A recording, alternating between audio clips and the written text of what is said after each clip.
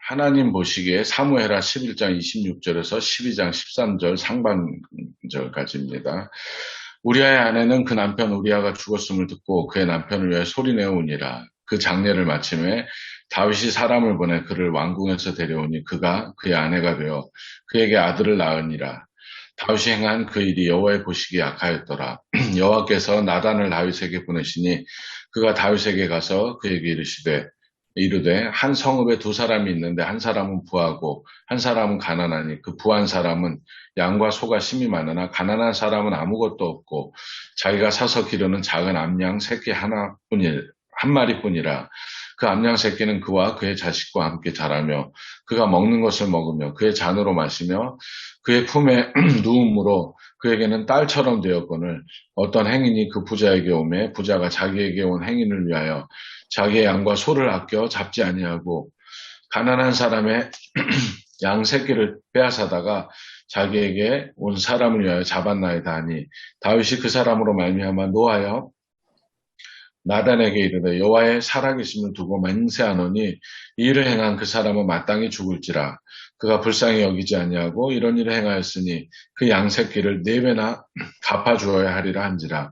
나단이 다윗에게 이르되 당신이 그 사람이라.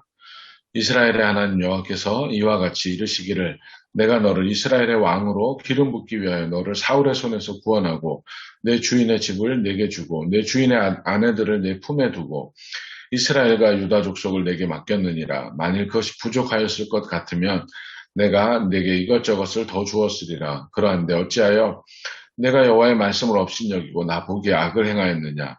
내가 칼로 햇사람 우리아를 치되 암몬 자손의 칼로 죽이고 그의 아내를 빼앗아 내 아내로 삼았도다.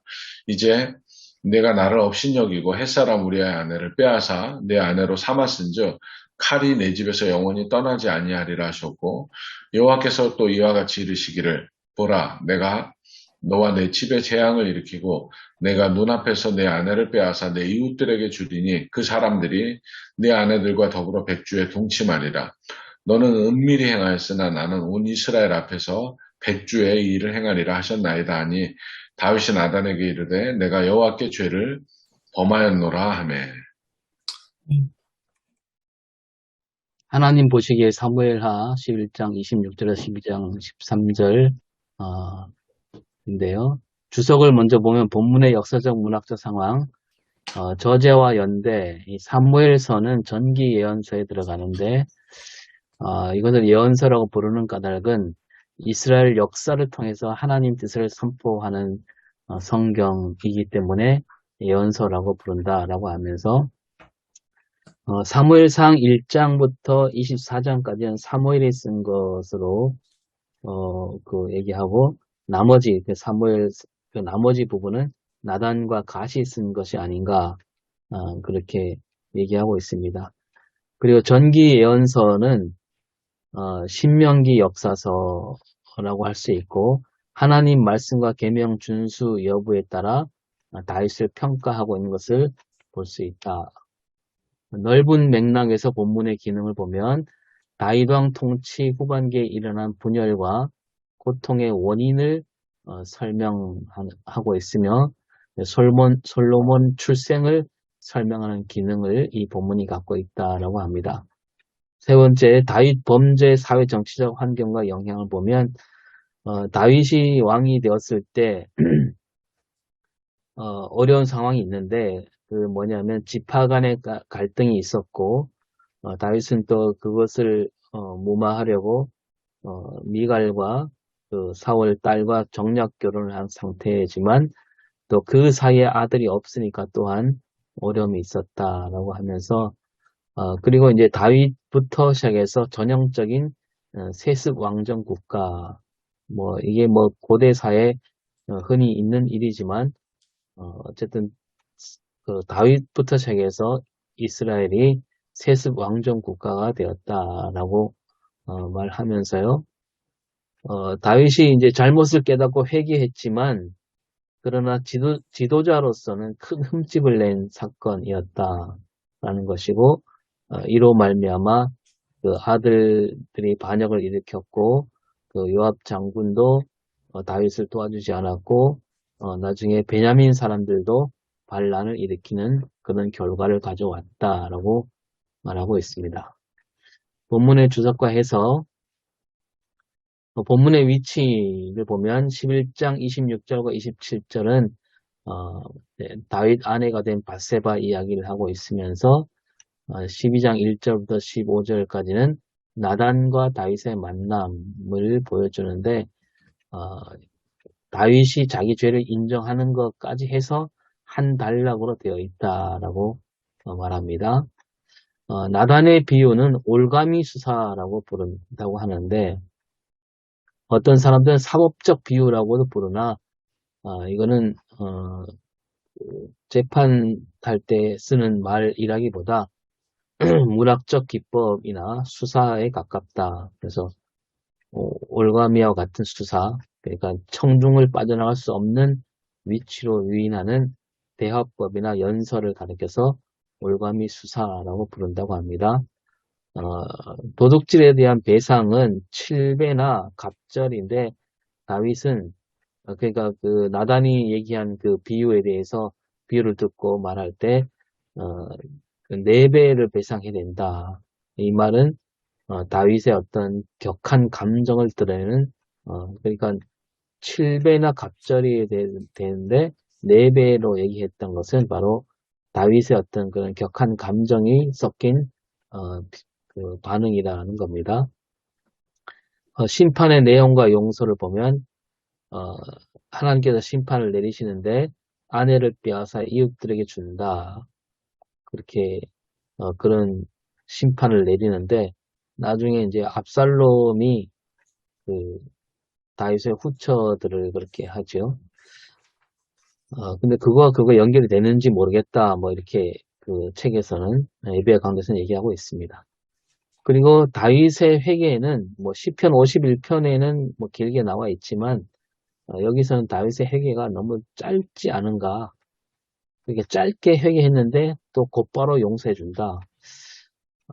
그건 좀 이해가 안 간다는 식으로 써 있더라고요. 네. 그리고 이제 나단이 당신은 죽지 아니하리라.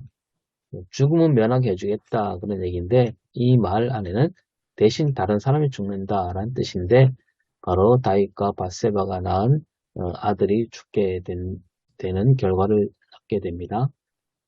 본문의 신학적 메시지와 설교 주제는 먼저 고통과 슬픔을 가져오는 교만과 악행이라는 측면에서 다윗의 범죄는 개인 간의 간음 수준이 아니라 권력 남용으로 한 가정을 파괴했고 사람을 죽인 일이다.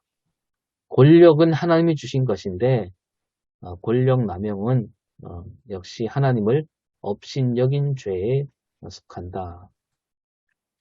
그 다음에 통해를 받으신 하나님, 우리 본문에는 안 나오지만 시편 51편에 따르면 시편 51편을 들어서 참회는 신앙인에게 주시는 은혜, 그러니까 참회조차도 하나님이 은혜를 베풀어야 참회를 할 수 있다 라고 하면서 그 눈물을 불쌍히 여기시는 하나님을 말하고 있습니다. 그리고 세 번째, 말할 수 없는 하나님의 은혜. 다윗은 먼저 자기가 먼저 죄를 깨닫지 못했다. 하나님이 오셔서 깨닫게 해주셨다는 거죠. 그런 다음에 하나님이 은혜를 베푸시는데 다윗과 밧세바 사이에 난 그 아들을 이름을 여디디아로 짓고 여호와께 사랑을 입었다라는 뜻이라고 합니다. 다윗을 향한 하나님 사랑을 볼 수 있는 대목이다라는 겁니다. 이를 바탕으로 정명성 목사님 설교가 있었는데요. 서로는 이스라엘의 선택, 그러니까 이스라엘은 그 사사시대를 지나면서 왕정을 선택했다. 근데 그 첫 번째 사울 왕은 실패했고, 그래서 다윗은 성공하기를 바라는 그런 마음이 담겨 있지 않은가. 그래서 다윗을 더 아끼고 존중하는 그런 분위기가 있었다라고 하면서 그러나 뭐 다윗도 그런 여러 가지 실패가 있었고 그래서 이거를 종말론적 대망으로 이어지는 메시아 사상으로 이어지게 되었다라고 하고요. 그 다윗을 위한 변명을 얘기하고 있습니다. 왕이 가진 권한, 또 그 시대 상황으로 볼 때 다윗이 저지른 죄는 어느 정도일까? 그렇게 크지 않지 않는가 그거죠. 그래서 역대기에는 그런 죄악, 그 다윗이 저지른 죄악이 전혀 나오지 않는다는 거죠. 그러나 하나님 보시기에는 악했다라는 겁니다. 이스라엘 백성들은 다윗이 성공하기를 바라는 마음이 너무 컸기 때문에 그 죄악을 좀 축소시킬 수 있었으나 하나님 보시기에는 악했다. 역사와 시대의 눈이 아니라 하나님 보시기에 악한 짓이었다라고 하면서 나단 선지자가 당신이 그 사람이다. 다윗 스스로 판결을 내리게 한 그 나단 선지자의 지혜를 볼 수가 있고 다윗은 마침내 내가 여호와께 죄를 범하였노라 하고 고백하게 되었고 이 말은 사람에게 지은 죄 이전에 하나님께 죄를 지었다는 그런 참회라고 말하면서 결론은 여호와께서 당신의 죄를 사하셨다. 하나님이 다윗의 죄를 사하셨다. 이렇게 결론을 내리고 있습니다. 함께 생각해 볼 문제를 정리해 봤는데요. 시편 51편 4절에도 주께만 범죄하였다. 이렇게 말하고 있는데 우리가 이 말을 어떻게 받아들여야 하는가? 어떻게 그게 하나님께만 범죄하였다. 하나님께 죄를 지은 건 맞지만 이 말은 사실은 그 영화 밀양에도 나오잖아요. 그 자기는 하나님께 용서받았으니까 됐다. 이렇게 그 유괴범이 그렇게 말하는 거하고 이게 좀 맞닿아 있지 않는가 생각이 들고요. 여기 한번 생각해 볼 필요가 있고 그래서 다윗에 대한 평가, 다윗은 정말로 훌륭한 왕인가? 정말로 뛰어난 신앙인일까? 그리고 그 아들들을 보면 아버지로서 다윗은 그닥 훌륭하지 않지 않은가? 세 번째로 나단 선지자와 같은 한국 교회가 되면 좋겠는데 그거는 지나친 바람인가? 이렇게 생각을 해봤습니다.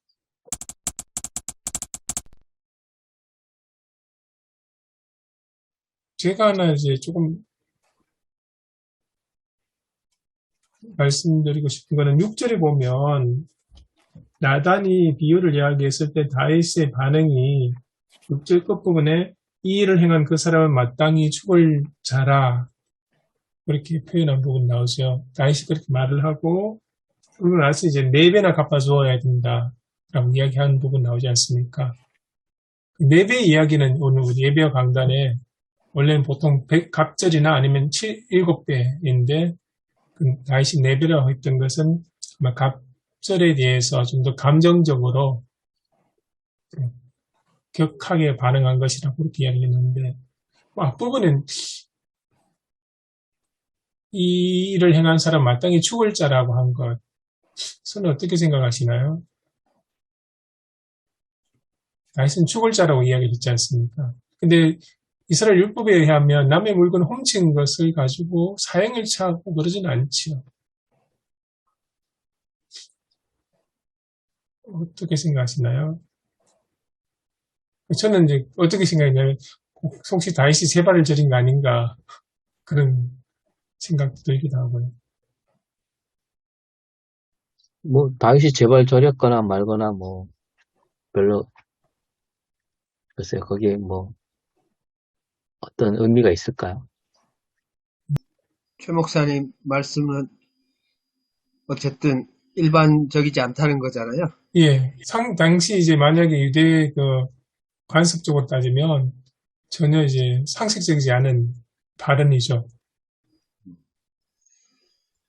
그럼 과도하게 반응한 그 배후에 심리적으로 어떤 보이지 않는 나름의 압박을 스스로 느끼고 있었다고 보는 면도 뭐 나름 또 하나의 동기가 되지 않을까 그 과도한 표현에 대한 예. 그런 생각을 해보게 됩니다. 그리고 한편으로 이제 어떤 그러면 되냐면 나단이 비유를 이야기할 때 다윗은 이 비유가 자기하고 연관되어 있다는 것 전혀 의식을 깨닫지 못하잖아요. 그건 뭐 어떻게 보시나요? 약간만 저희들은 객관적인 입장에 있어서 그런지 모르겠는데 많이 닮아 있기도 하거든요. 자기가 그러니까 찔렸다기보다 제가 볼 때는 다윗이 그 당시 심리 상황에서는 좀 어떤 위선을 떨고 있는 그런 상태가 아닐까. 자기 죄에 대해서는 음, 둔감하고 뭐 비유이지만 근데 그 비유라는 거 모르고 그냥 어떤 사실을 얘기하는 걸로 들었겠죠, 그죠? 네, 그런 사람이 있다면 일벌백계 해야 된다. 자기는 그런 사람이 아니다. 그러니까 그런 남한테 과도하게 이렇게 반응하는 것은 어떤 어떤 위선적인 내면이 있지 않나라는 생각이 듭니다. 음, 요즘 말로 하면 이제 내로남불인데, 음, 왜 그랬을까는 이제 그 다윗의 그 모습이 성경에 굉장히 다양하게 나오잖아요. 근데 지금은 이제 자기가 왕으로서의 권위를 갖고 있고 또 누군가를 충분히 벌을 줄 수도 있는 그런 위치에서 생각을 한 것 같아요. 자기를 대상화시키지 않고 남들만 계속 대상화시키는 그런 위치에서 생각을 한 것 같고, 그런 의미에서 이제 사무엘하 7장인가요? 그 하나님에 대한 그 왕권 의식, 자기에 대한 종된 의식이 철저하잖아요.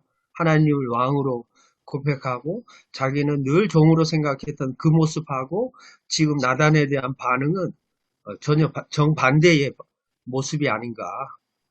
그러니까 그 다윗의 그 다양한 스펙트럼 가운데 극과 극이 아닐까. 이 끝에 지금 다윗의 입장이 아닌가. 이런 생각을 이제 해보죠. 법을 해석하고 적용하는 기준이 자기인 거죠, 뭐. 이럴 때는 이렇게, 저럴 때는 저렇게. 선악과를 먹었다는 것 때문에 결국에는 선과 악을 사람들이 하나님의 기준이 아닌 내 기준으로 저는 판단한다고 생각하거든요. 그게 이제 선악과를 취한 가장 악한 결과라고 보는데 그 기준으로 다윗이 사는 거 아닌가 싶습니다. 어떻게 보면 또 저건 죽일 놈, 저거는 뭐 할 놈, 뭐 자기가 정하는 거죠. 선과 악에 대한 기준. 그러니까 절대 왕정인 것 같습니다. 네. 자기 왕권을 절대화시키는. 그래서 내로남불도 이거 뭐 약간 쓸데없는 얘기인데 예전에 그 프로야구 초창기에 그 산미 슈퍼스타즈라고 있었는데요. 그 김진영 감독이었는데 그 김진영 감독이 그 판정에 항의를 하고 심판에게 항의했거든요. 근데 전두환이 그걸 보다가 저 사람 왜 저래? 이렇게 한마디 했답니다. 그래서 김진영 감독이 바로 감옥에 갔어요.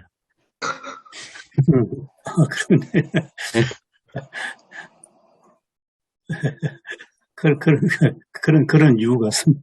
네. 예수님이 그 창기나 세리도 같이 밥상 공동체를 통해서 품어주셨는데 유독 바리새인들에 대한 비판 의식이 아주 크게 달하셨잖아요. 욕까지 하셨으니까. 바리새인을 왜 그렇게 그 예수님이 싫어하셨을까? 또 뭐 바리새인도 마찬가지였겠지만 질투해가지고 또 십자가까지 가는데 결국 지금 말씀하신 자기가 옳다는 자기 의가 자기 안에 충만하니까 심판하고 또 판단하고 정죄하기까지 해도 되는 거죠. 상대방을. 그 상대방에 대한 존중과 배려는 1%도 없는 그런 사람을 너무 싫어하셨던 것 같아요. 그럼 왜 하나님의 마음을 전혀 가질 수 없으니까. 또 스스로는 또 하나님의 일을 한다고 하고 또 하나님의 사람이라고 자의식은 갖고 있고 정체성은 거기서부터 비롯됐지만 실제로는 하나님 원하시는 것은 전혀 1%도 가지지 못한 자기 자랑, 자기 인정, 이 욕구를 충만시키기 이렇게 그걸 이제 자기 욕구를 해소시키기 위한 하나의 신앙생활을 종교화했던 종교를 하나의 그 방편으로 사용했던 그 모습, 그 이중성을 예수님이 너무 싫어하셨던 것 같아요. 그런 모습이 우리 안에도 또 있을 수 있는데 다윗도 그 전형적인 그런 모습이 아닌가 또 생각을 해봅니다.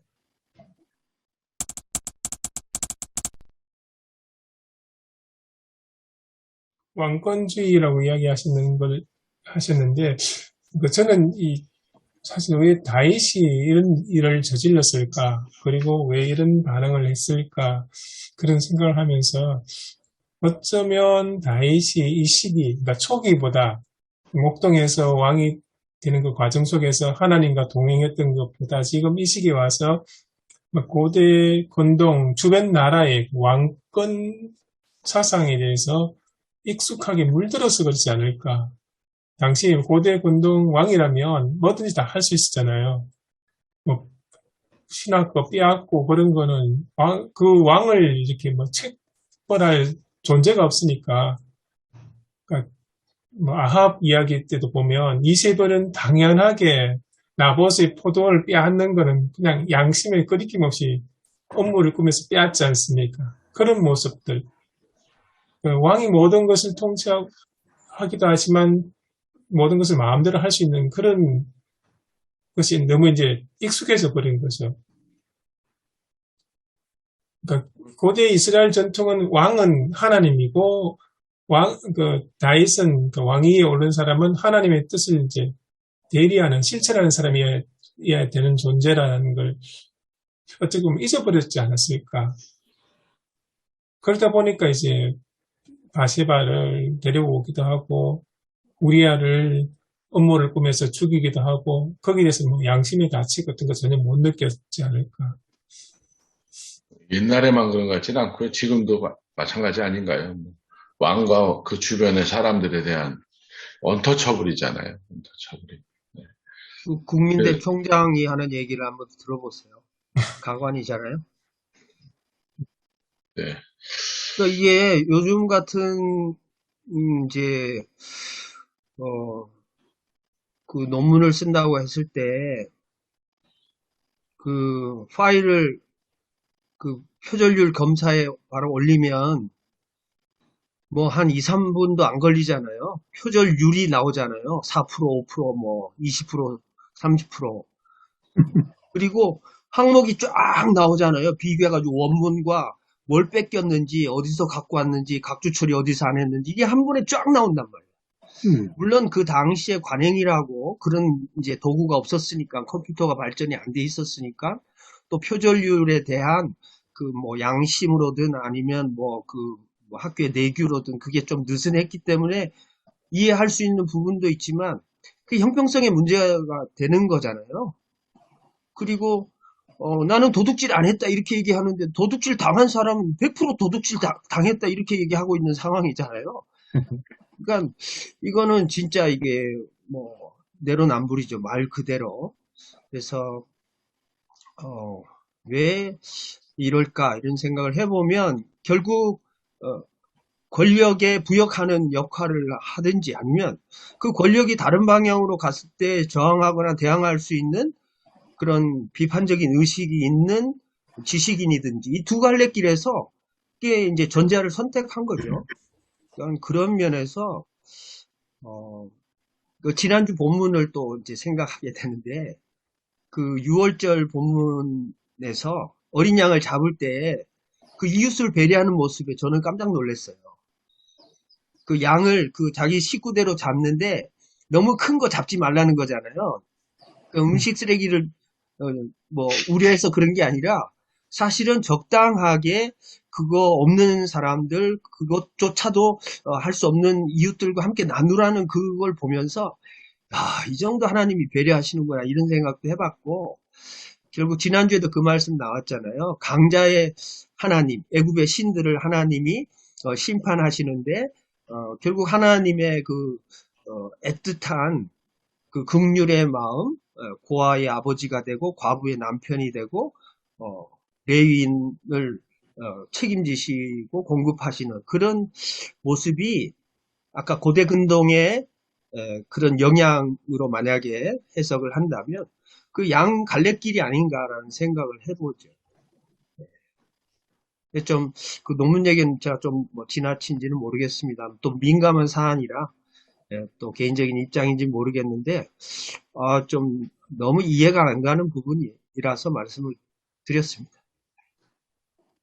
아니 이 정도 얘기를 할 수 있다는 거는 많이 민주화된 거고 대통령을 비판하기도 할 수 있다는 것도 그죠? 옛날보다는 훨씬 더 사실 많이 이렇게 민주화된 게 사실이지만 그럼에도 아직 전체적으로 보면 비판의식도 약하고 또 어떤 권력을 가진 사람들이 그 권력의 주인이 누군지 그 권력을 통해서 뭘 해야 되는지는 모르고 권력 자체가 그 왕이 되고 숭상의 대상이 되고 그걸 권력을 유지하기 위해서 줄 서는 이런 행태들은 제가 볼 때는 참 국민들 입장에서 정치가들을 이제 우려하고 걱정하는 이유가 아닌가 생각합니다. 다윗이 저 사람은 저놈은 죽일 놈이다. 그렇게 이야기를 했잖아요. 근데 기준을 적용할 때 남에게 세게 적용하면 내가 의로워 보이는 그런 게 있는가 봐요. 저는 이번 사면 얘기도 그거하고 무관하다고 생각하지 않거든요. 그러니까 하여튼 그런 생각을 해봤어요. 의로워 보이잖아요, 괜히. 사실 의롭지도 않은데. 그러면서 저는 이 생각을 또 해봤습니다. 왜 정기 예언서라 불리는 사무엘서에 이 바세바 소위 사건이라고 불리는 이 이야기를 기록했을까? 역대 상하에는 이 이야기가 없지 않습니까? 그래서 왜 그랬을까 생각을 해봤는데 우리 예배 강단 쪽에서는 이제 이 신명기적 사관을 가지고 봤기 때문에 말씀에 비춰서 그 사람의 모든 행동과 말에 대해서 평가하는 문서이기 때문에 그렇게 했을 것 같다는 이야기가 나오는데 또 한편으로는 그 생각, 저는 제 나름대로 생각하기로는 진정한 왕이 누구인가에 대해서 이야기를 하려고 그런 거 아닐까 그런 생각이 들었습니다. 그러니까 원래 우리는 하나님은 보이지 않지 않습니까? 근데 현실적으로 눈에 보이는 왕들은 보면 주변에 있는 뭐 암몬이나 모압이나 블레셋 왕들하고 눈에 보이지 않는 하나님.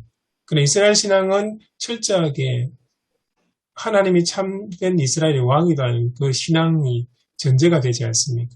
그래서 다윗의 이 실수 이야기도 그러니까 만약에 블레셋에서 이런 비슷한 사건이 일어났더라면 이제 왕이 큰 문제 없이 그냥 넘어갔을 것 같아요. 근데 이스라엘이기 때문에 이 사건이 하나님이 보시고 있고 하나님 앞에서 여기 보면 하나님 앞에서 하나님 보시기에 악하였더라 이렇게 평가를 해버리잖아요. 그런 의미에서 어떻게 보면 진정한 왕 이스라엘 다스리는 분은 하나님이시다. 그 이야기를 하려고 이 내용을 기록해 놓았지 않았을까 그런 생각이 들었습니다. 그렇기 때문에 구약학자들이 예언서로 집어넣지 않나 저는 그렇게 생각합니다. 예언서. 예. 그리고 저도 가끔 혹은 자주 사실은 고민하는 부분입니다. 저도 개교회 역사라든지 노회 역사를 서술하는 과제를 맡았을 때 이 정기 예언서 이 카테고리에 따라서 교회 역사를 서술하면 그 교회 역사 속에서 항상 좋은 것만 있는 게 아니지 않습니까? 어두운 면도 있고 또 뭐 실수도 있고 잘못도 있는데 그거 쓰기가 정말 어려움을 넘어서 이 분위기를 보면 불가능하구나. 이제 역대기 쪽으로 갈 수밖에 없는 그런 어떤 한계 상황을 굉장히 자주 경험을 합니다. 그리고 우리 한국 교회 역사에도 이미 여러 지나간 목사님들이 마치 굉장히 추앙받고 신화화된 존재들이 있는데 그분들의 어떤 팩트로서의 역사를 이야기하면서 이 잘못을 지적하고 하면 그거는 뭐 굉장히 도저히 있을 수 없는 그런 말을 한다. 이런 식으로 되니까 실제로 예언서란 말이 저는 오늘 본문 말씀에서 실감이 납니다. 오늘의 나단이 우리는 될 수 없을까? 뭐 그런 아까 오선일 목사님 발제처럼. 이거 오히려 그런 면에서 현대가 너무 더 퇴보된 거네요. 그죠? 역사 인식에 있어서는 예언자적이라고 이야기는 많이 하는데 실제로 역사를 서술할 때는 저는 정말 한계를 느끼거든요. 그런 글을 거의 쓸 수 없다는 거를. 그 뭐 조선시대 사가들도 그랬다 그러는데 그 왕이 관여하지 못하게 볼 수가 없잖아요, 원래. 예, 그래서 왕이 뭐 어느 날 사냥 갔는데 한 마리도 못 잡았는데 왕이 와갖고 오늘 일은 없던 걸로 하자고 했더니 그 사람이 그 말까지 썼다 그럽니다. 오늘 왕이 사냥을 하나도 못했는데 쓰지 말라고 했다. 그 말까지 썼다 그러더라고요.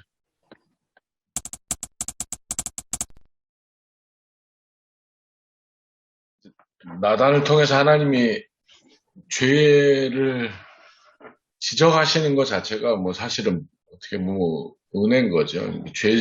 죄 가운데 있는 것들을 그냥 놔두면 그게 더 불행 아닌가요, 사실은. 네. 예. 그걸 지적했다는 것 자체가 은혜라고 생각하고. 근데 이제 그 도구로 우리가 쓰임을 받느냐, 아니냐, 네. 그런 문제가 있는 거죠. 네. 나단이 되느냐, 아니냐는. 그래서 저는 블루마르 탐스 봤는데요. 지적하는 것은 곧 하나님으로부터의 어떤 심판인데 그 심판은 지옥에 떨어지고 멸망하는 심판이 아니라 하나님의 심판은 어두움이라고 지적해주는 그 어떤 빛으로 내려오는 심판이다. 이제 저한테 그게 참 중요했습니다. 내가 이런 잘못을 했으니까 벌 받아야 되고, 그러니까 너는 그 심판으로 너는 멸망한다. 이거보다는 어두움이라고 밝혀주는 빛으로서의 심판. 결국은 그것도 하나님의 은혜고, 결국은 죄를 지은 사람이 지적을 받아서 회개를 하면 하나님의 은혜 가운데서 그도 구원의 반열에 이른다. 나단 이야기 하셨는데 사실은 구약성경 속에서 여러 예언자들 많이 나오지 않습니까? 그 가운데서 과연 나단처럼 나서서 정확하게 왕에 대해서 비유든 아니면 직설적이든 그렇게 비판적으로 하나님의 말씀이라고 전했던 사람이 과연 얼마나 많았을까? 그 많은 예언자 중에 몇 퍼센트나 될까? 그런 생각이 들고요. 그래서 오히려 그렇게 본다면 우리가 알지 못하는 훨씬 더 많은 사람들이 왕과 왕권에 기대어서 어떻게 보면 아부하는 듯한 그런 예언을 하지 않았을까. 오히려 그런 사람들도 많았지 않았을까. 그런 생각이 듭니다. 나단은 뭐 가고 싶었겠습니까? 무서웠겠지. 하나님 보내시니까 간 거고. 여호와께서 나단을 다윗에게 보내시니 그렇게 12장 1절도 이야기하고 있는데요. 예언이라는 말 자체가 이제 맡겨진 하나님의 말씀을 전하는 사람들이니까 그 맡겨진 하나님의 말씀을 그대로 맡은 대로 잘 전한 거겠죠, 이 사람. 근데 우리는 맡은 것들을 감당 안 하고 전하지 않는 그런데 잘못이 있는 것 아닌가요? 예, 그것도 참 중요한 말씀 같습니다. 예언자. 그 맡은 게 이제 이명욱 교수님 이제 말씀하신 것과 이렇게 연결시켜 보면 빛의 사명이겠죠. 어둠을 지적할 수 있는. 근데 그건 상당한 용기가 필요하다는 생각이 드는데 이 당시에도 다회관이라고 해야 되나요? 다윗의 여기 있었을 텐데 그 나단과 1대1로 거의 지금 이제 얘기하면서 그 나단의 용기 또 다윗의 수용 이 양자 간에 이 엄청난 성숙함이 아닌가라는 생각도 합니다. 그러지 않으면 이거 진짜 둘 중에 하나는 어쨌든 문제가 생길 수 있잖아요. 예, 네, 요즘처럼 말이죠. 어떻게 보면 오늘 이 장면이 가장 이상적인 장면이기도 한 것 같아요. 예언자가, 선지자가 하나님의 말씀을 그대로 전하고, 그걸 들었던 다윗은 막강한 힘을 가졌지만, 그 하나님의 말씀을 인정하고 받아들이고 하는 것. 성경에는 이렇지 않은 경우가 더 많지 않을까요? 저희 아내가 설교 지적하면 좀 엄청 힘들잖아요. 막 화가 나고. 계속 힘들어 하니까 요즘은 얘기를 안 하더라고요. 나단의 길을 포기하신 것 같은데. 예, 포기한 것 같아요. 나를 위하는 건 알겠는데, 기분이 좋진 않더라고요. 기성세대뿐만 아니라 다윗이 오늘 보면 잘못을 지적하는 것을 저도 이제 어른들하고 이제 교회에서 지내는 일이 있잖아요. 근데 이분들이 저에 대해서 가지는 가장 큰 적대감 이런 거를 왜 그럴까를 생각해 봤는데 당신들을 부정한다고 생각하는 것 같아요. 저는 그렇게 생각하지 않고 일들을 하는데 새 일을 하던 무슨 일을 하던 근데 나단이 지적한 것은 다윗을 부정한 것은 아니라고 보거든요. 근데 다윗은 그것을 알았던 성숙한 사람이라고 생각이 들었어요. 그러니까 조금 이제 다시 우리 설교하는 대로 돌아온다고 생각하면 그러니까 다윗은 자신이 잘못했던 것들을 하나님이 이 사람 통해서 깨닫게 하시는구나 생각한 거지 하나님이 나를 부정하거나 이 사람이 나를 부정하는 건 아니다. 그런 생각을 하지 않았을까 싶어요. 그러니까 회개하지 않았을까요? 그게 지금 말씀하신 우리 사회를 바라보는 굉장히 중요한 말씀으로 이제 이해됩니다. 지금 우리가 금방 이야기한 우리 교단 총대들도 평균하게 63세, 그런데 그 63세 이상 되는 한국, 교회를 넘어서 한국 사람들 전체를 보면 그 시대에 본인들은 열심히 살았는데, 산업화 시대에 그 시대에 열심히 했던 그 모든 것들이 부정당하고 있다는 그 어떤 섭섭함, 억하심정, 이게 지금 굉장히 부정적으로 우리 사회에 역할을 하고 있다는 그런 생각이 들거든요. 이 교회 안에서도 굉장히 중요한 과제인 것 같습니다. 네. 그것 때문에 저도 이제 씨름을 계속 하고 있는데요. 어려운 것 같아요. 그게 제일. 그 생각의 차이를 극복하는 것이. 네. 그래서 그 세대들이 보면 이제 자기들도 참여하고 싶고 또 참여하는 길인데 그 길은 열정적인 사람은 나가서 태극기 들고 시위한다든지 아니면 유튜브를 보고 응원한다든지 그런 식으로 참여하는 사람이 굉장히 많은데 이걸 어떻게 교회가 끌어안고 순화시켜야 하겠는지 하는 그게 우리 과제인 것 같습니다. 그러니까 현 정치권은 말씀하신 대로 이준석으로 이제 어떤 상징된다 할까요? 저는 30대를 전혀 품어줄 생각이 없는 것 같고, 그 기득권이고, 근데 또 뒤집어 보면 60대 후반, 70대 이상 산업화 세대는 또 자기들의 시대를 젊은 사람들에게 부정당하는 그런 막 분노가 있고, 이거 어떻게 풀어야 될지 참 고민인 것 같습니다. 교회에서 저도 제일 젊은 사람이긴 한데 어린 사람 취급을 받거든요. 근데 옛날 저희가 어렸을 때 50이 넘은 사람들을 보면 정말 어른으로 생각을 했는데 지금 안 그런 것 같아요. 그렇습니다. 네.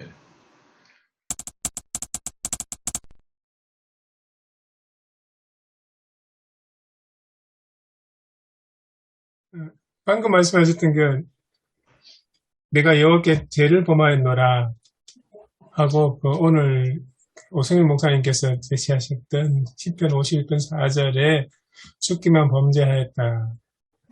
이 부분 같이 연결해서 같이 이야기를 좀 했으면 좋겠습니다.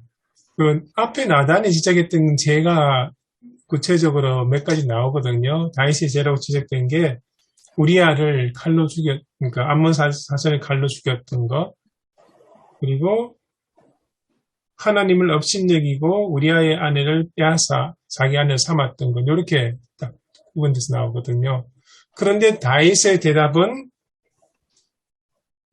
내가 살인죄를 졌습니다. 내가 간음죄를 졌습니다. 이게 아니고 내가 여호와께 죄를 범하였습니다. 이렇게 딱 대답이 되거든요. 물론 우리 예배 강단에는 그 뒤에 이어서 나오는 13절 전반부하고 후반부 사이에 이렇게 단락 부분이 다른 사본은 있다. 그 기간 꽤 많이 이제 다시 참여하는 시간이 있었을 것이라는 것을 이렇게 언급을 하는데, 목사님들은 어떻게 생각하십니까? 이렇게 다윗이 자기의 죄를 고백하는데 이렇게 고백했던 것에 대해서 어떻게 생각하신가요? 요 단락만 보면 아까 지적한 것처럼 너무 심플하잖아요. 너 잘못했어. 잘못했습니다.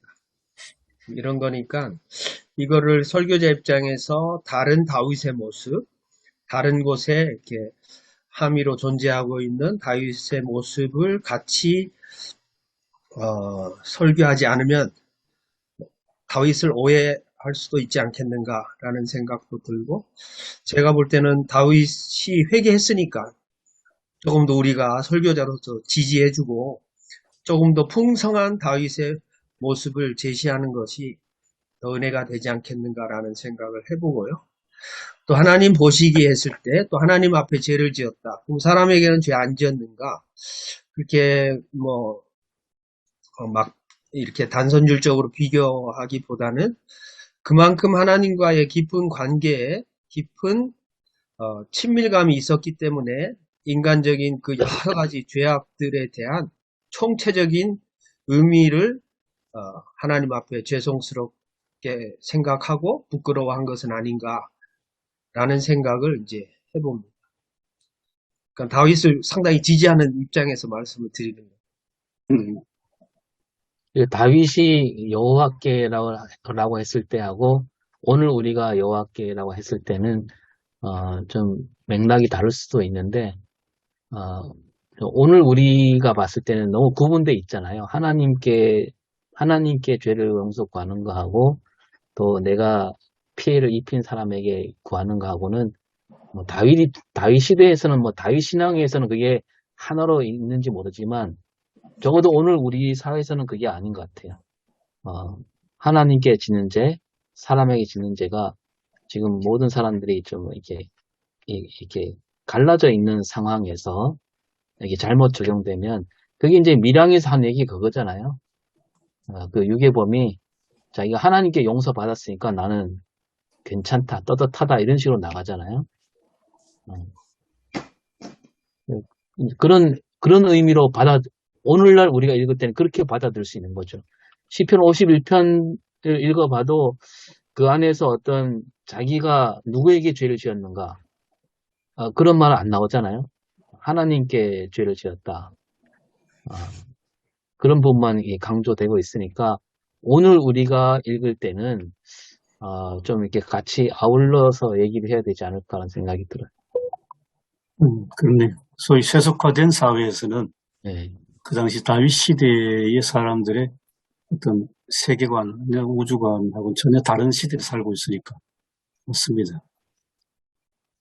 그리고 그 입장에서 이제 어떤 분이 다윗은 그 침대를 둥둥 띄울 만큼 눈물을 흘리며 회개했다.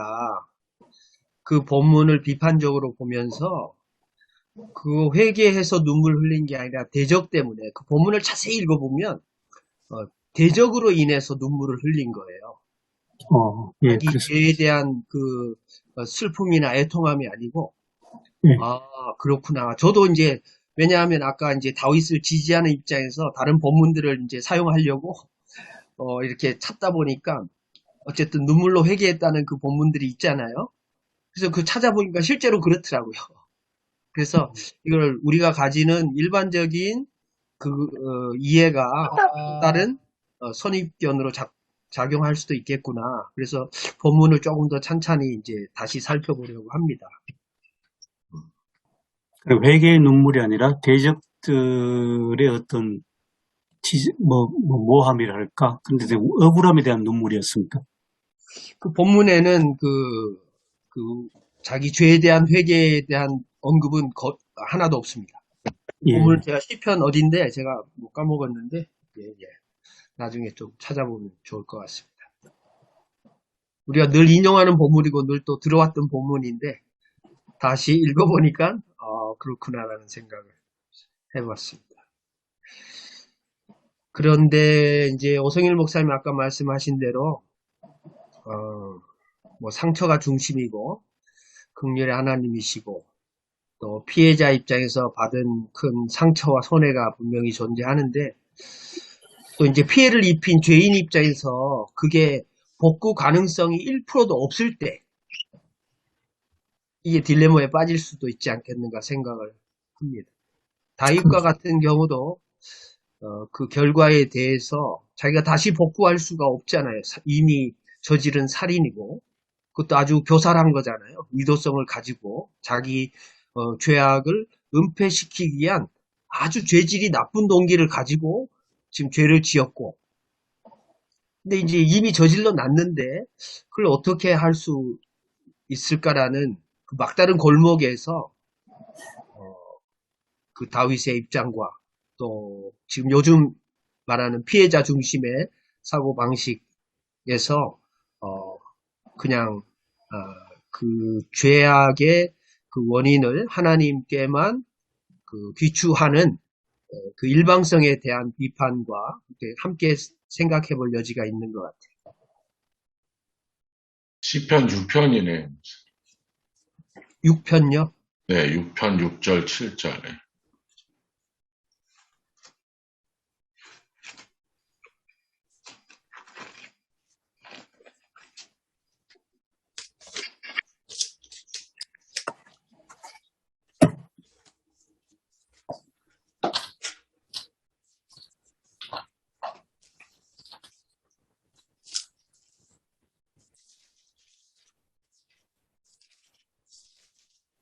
이제 다윗은 사실 그 우리하고 간음해서 낳은 아이가 죽는 것을 벌로 벌이라는 것으로 하나님이 주시는 징계로 깨달은 것 같아요, 보면. 근데 자식을 보내는 일이 쉬운 일이 아니었을 텐데, 함께 계속해서 오늘 본문 뒤로 보면 금식하고 기도하잖아요. 하나님 치셨다고 성경에도 기록이 되어 있고. 하나님께만 죄를 지었다고 고백하는 사람은 아닌 것 같아요. 나단 앞에서 나단에게 시인도 했고, 지금 우리아는 이 자리에 없고, 또 글로 적어서 남기기도 했고, 하나님하고 먼저 저도 다윗의 입장에서 이야기를 생각을 한번 해본 겁니다.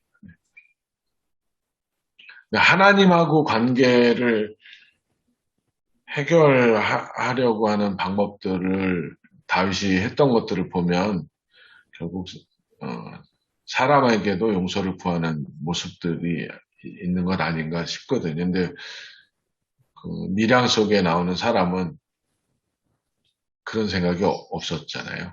네. 다윗이 그 하나님께만 죄를 졌다 했을 때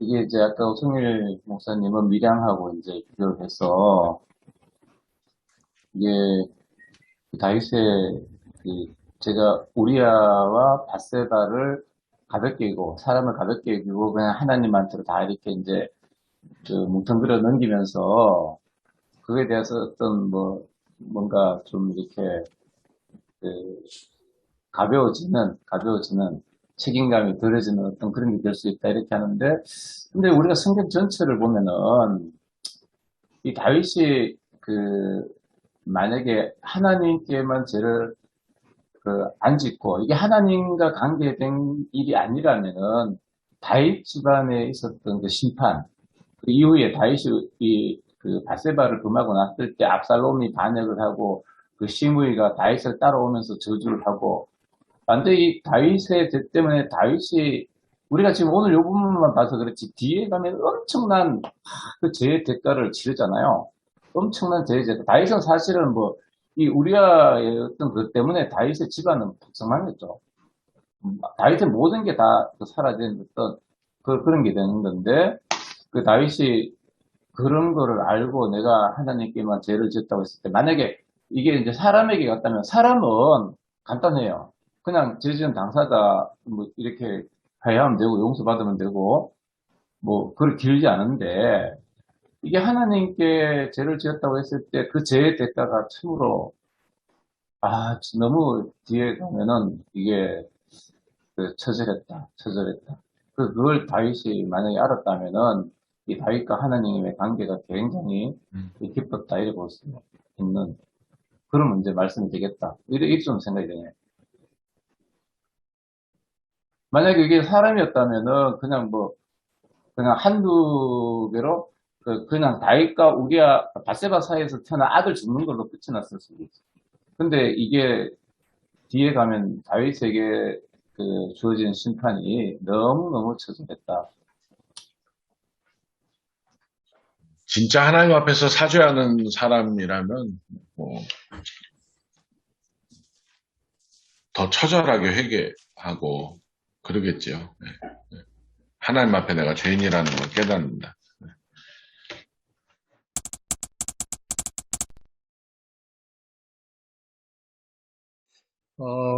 이제 이 본문을 어떻게 설교할 것인가에 대한 이제 문제로 넘어가야 될 텐데, 제가 지난주 하면서, 나름 전 준비도 괜찮았다고 생각하고, 내용도 괜찮았다고 생각했는데, 조회수가 10번밖에 안 되더라고요. 10회밖에. 보통 20회는 넘는데 10회밖에 안 되는 이유가 뭘까?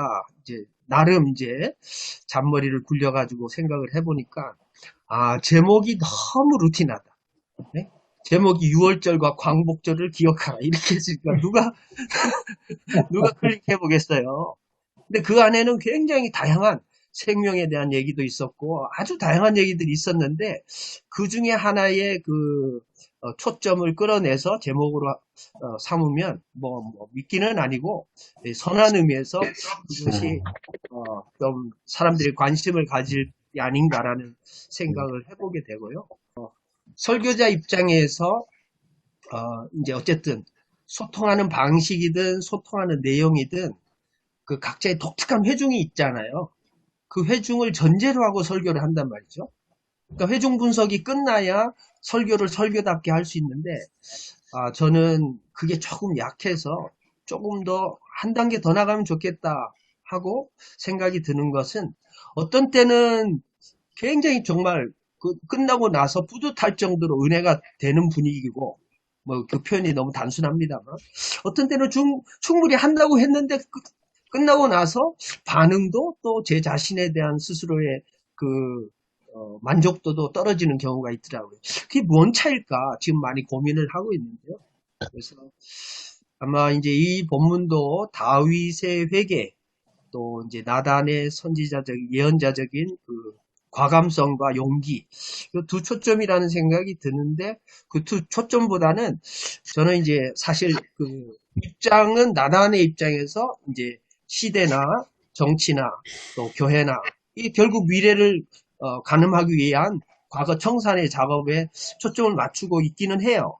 그렇지만 성도들 입장에서 보면 제가 볼 때는 이제 다윗의 그 눈물, 또 수용성, 순종, 또 하나님과의 친밀감 속에서의 자기 고백이 결국 처절한 그 미래에 자기가 겪게 될 그 고통을 감내하면서까지도 하나님 앞에 낮아지는 그런 태도, 여기에 초점을 맞추면 좋지 않겠나 생각을 해보게 되고요.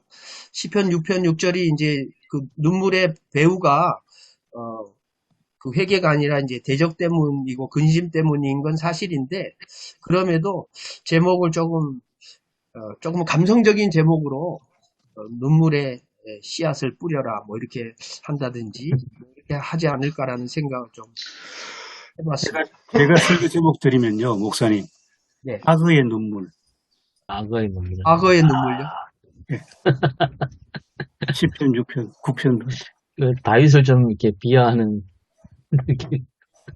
이번 주는 이제 좀, 이번 주도 그 수혜가 계속 복구가 안 될 것 같아서, 지난주에 사실 본문 가지고 고민을 했었거든요. 근데 이번 주도 좀 고민이 될 것 같아요. 그래서 좀 위로해주고 싶은, 위로의 설교가 좀 필요할 것 같았는데, 좀 사실 무겁긴 합니다. 이번 주 주제가. 네.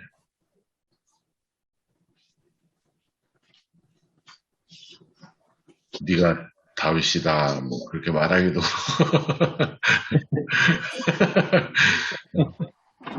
바로 살아라, 이것도 아니고. 네. 제가 올라가는데 마을 주민 이제 이사 오신 분을 만났어요. 이사를 오려고 집을 사고 집 수리하려고 이제 집 사고 이틀 만에 폭우를 맞은 거예요. 그래서 한 3분의 1이 떠내려가 버렸어요, 집이. 어이구, 세상에. 예. 얼마나 억울하시겠어요. 집이 막 예뻐가지고 10분 만에 계약을 했다는데. 그래서 저보고, 동네 주민이세요? 그래서, 예, 저기, 저 밑에 올라오다 보면 입구에 목사입니다. 그랬더니, 목사님이 기도를 좀 많이 하셔야 되겠어요. 예, 아이고, 죄송합니다. 네. 기도 열심히 하겠습니다. 그랬거든요. 목사의, 그러니까 목회자들에 대한 기대 같은 것들이 그런 면으로 더 많은 것 같아요. 국내 주민들은. 진짜 위로가 필요하네요. 네, 절실합니다. 위로가. 네, 그렇게 말씀하시는데, 우리가 잘못했습니다. 뭐, 사람이 손댄 것은 다 무너지더라고요. 뭐, 이렇게 설교하기도 그러고. 자연 개발하고, 이게, 기후변화 오는 거 다 우리 잘못입니다. 그렇게 설교할 수는 없겠더라고요. 예, 예. 어쨌든 저는 지금 강 목사님이 말씀하신 것처럼 또 오 목사님이 말씀하신 것처럼 이게 좀 무겁잖아요. 무겁고 또 뭐 조금 얻어질 수 있다는 생각도 하셨지만 저는 또 반면에 저도 이 설교를 거의 해본 적이 없는데 이걸 통해서 자기를 돌아보고 또 회개 설교는 쉽지 않잖아요. 그러니까 오히려 더 기회가 아닐까라는 생각도 이제 합니다. 12장 13절에 내가 여호와께 죄를 범하였노라. 이걸 지금 계속 써놓고 보고 있거든요. 그러면서 그 나단과 다윗에 관해서 어떻게 보면 두 분 다, 그러니까 양쪽 다 다른 순종의 모습이 있고 또 아까 김 목사님 얘기하셨던 용기 모습이 있어서 나단과 다윗을 비교하면서 설교를 해도 좋지 않을까라는 생각. 그러면서 내가 여호와께 죄를 범하였노라를 어떻게 적용을 할까? 아직 감은 전혀 안 오고 있습니다. 전혀 안 오고 있는데, 네, 그래서 좀 또, 뭐 어저께 뭐 새벽까지 수련회 때문에 지금 정신이 없어가지고, 그래서 이번 주에는 좀 더 많이, 그리고 김 목사님 바위 정리되시면 올려주시면 감사하겠습니다. 이번 본문에 대해서 어떤 관점에 보냐에 따라서 좀 전혀 다른 설교가 나올 수 있을 것 같아요. 하나님의 은혜라는 관점. 끝까지 포기하지 않고 다윗에게 집을 세워주겠다고 약속했던 하나님께서 포기하지 않고 다윗에게 직접 선지자를 보내서 그가 죄를 깨닫게 해주시는 것. 그 자체가 하나님 은혜 아니었나. 그런 관점에서 볼 수도 있을 것 같고, 또 한편으로는 그 다윗의 이야기. 전혀 깨닫지 못하고 자신이 뭘 잘못했는지도 모르고 익숙한 주변의 나라의 왕들처럼 그냥 그렇게 살아가다가 말씀을 듣고 자신의 죄를 생각하고 뉘우치는 그런 모습. 어떻게 보면 성도의, 그러니까 지금 현재의 그리스도인들에게도 참 그런 식으로 이야기하는 게 필요하지 않나 그런 생각도 들고요. 또 한편으로는 나단의 모습. 말씀을 말씀대로 빠르게 전하는. 어떻게 보면 불이익이나 자칫 잘못하면 목숨까지도 위험한 상황에서 담대하게 말씀을 전하는 나단의 선지자의 모습. 여러 관점으로 볼 수 있을 것 같습니다.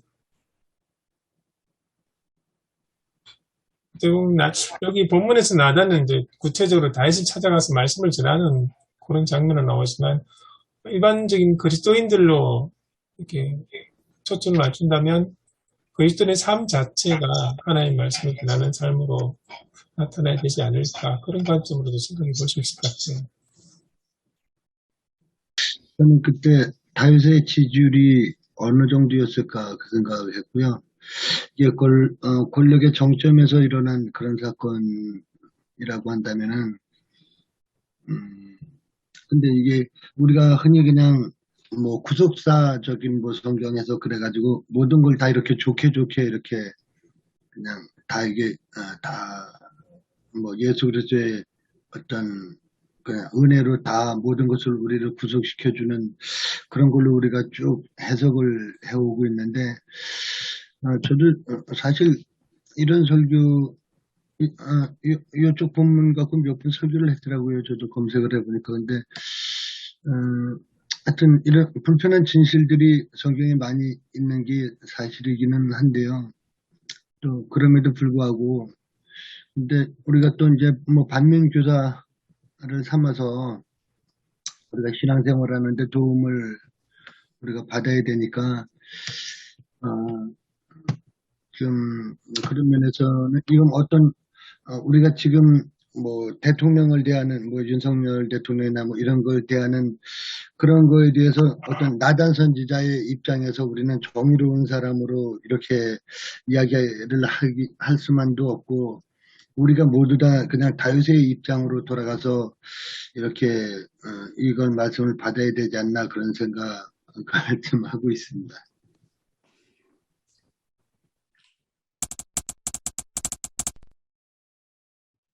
하나님 은혜를 감사드립니다. 오늘도 이른 아침에 저희가 모여서 하나님 말씀을 놓고 많은 이야기를 나눴습니다.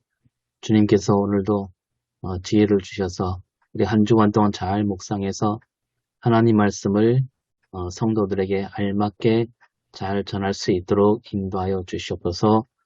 슬픔을 당한 또 우리 천정미 목사님 위로하여 주시옵고 감사드리며 예수님 이름으로 기도드립니다. 아멘. 네.